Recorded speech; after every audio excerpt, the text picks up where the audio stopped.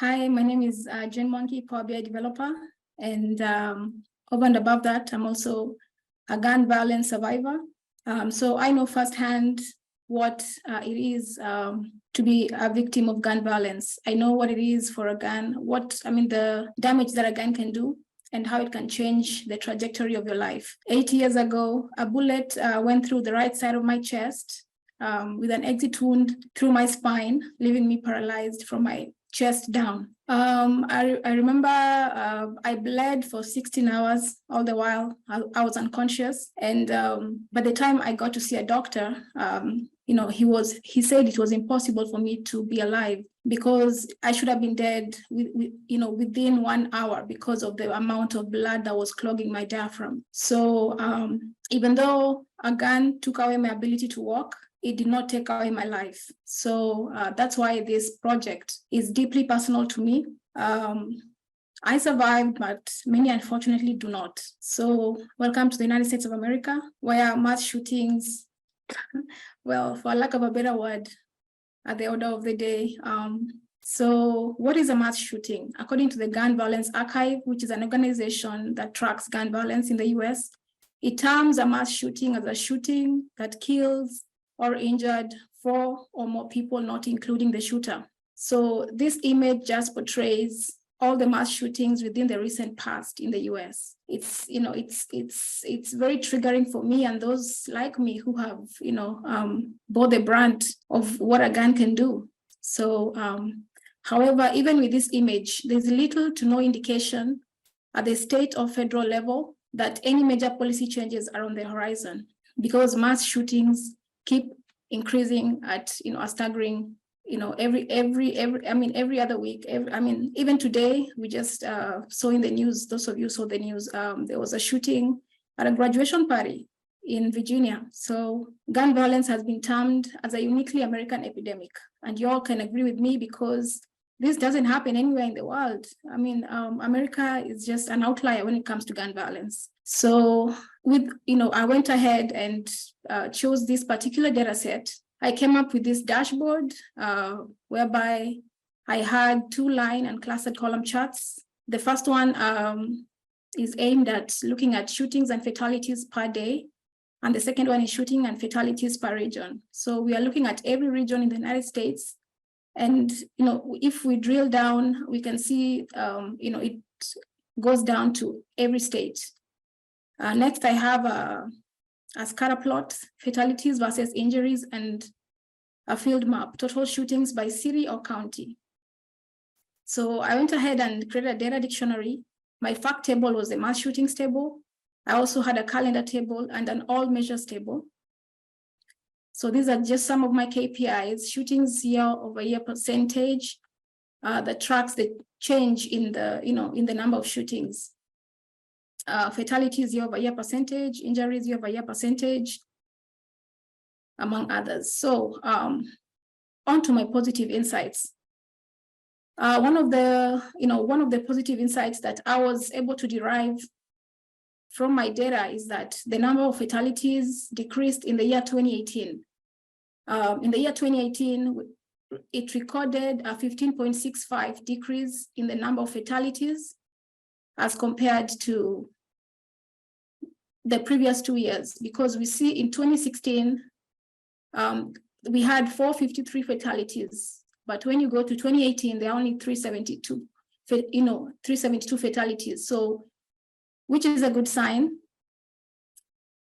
Another positive insight that I was able to derive, if you look at the Southwest region, Oklahoma had no fatalities year over year, and it only had a slight increase in the number of injuries at 5.19%.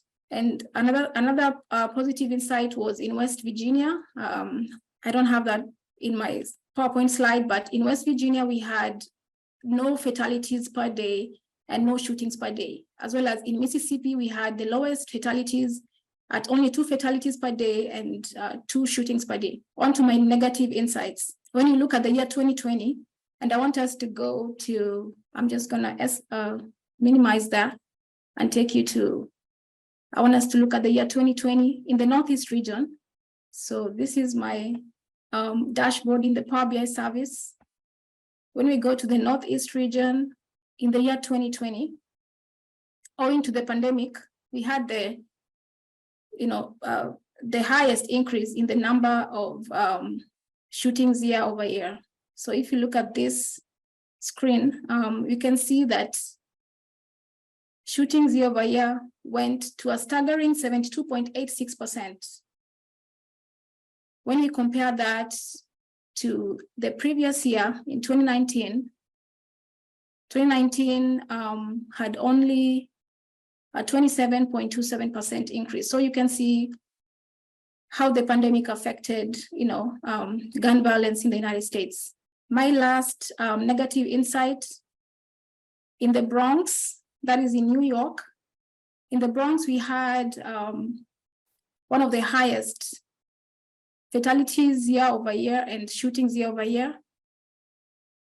As well as if we go to the West Coast, in California, the city of Fresno was leading in the number of shootings per day and fatalities per day. And I would like you to note that California was the third highest state in the number of fatalities. My first recommendation, we should be able to put measures in place whereby, buying a gun should be like buying a car. It is much easier to be a gun owner in America than it is to be a legal driver. If you look at the motor industry, in the last 50 years, the decrease in the number of car-related deaths is one of the major triumphs in public health intervention. So we can learn a lot from auto safety. So my recommendation is for the government to come up with a policy that would require every buyer to obtain a license that includes a registration of all the purchases and at least a modest training program. On to my second recommendation, imposing stricter penalties for gun-related crimes, I think would go a long way in ensuring that, we see a decrease in the number of shootings that are happening at a staggering frequency in this nation. The federal government offers the gun industry some extraordinary protections. So, case in point, in 2005, they passed an act that shields gun manufacturers from civil claims brought about by survivors of gun violence. So my recommendation would be holding manufacturers liable for the misuse of their products to incentivize them to make the firearms safer.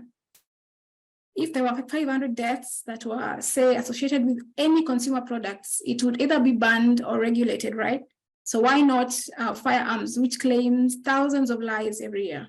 And we also noted, an increase in the number of shootings during the pandemic.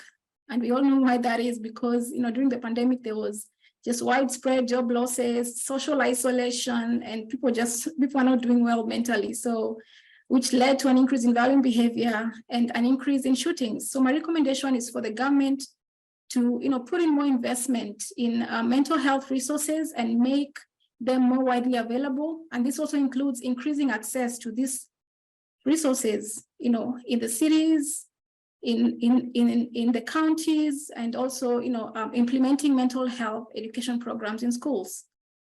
On to my last recommendation is increase in federal research, allocation can go a long way in what we know and what we don't know.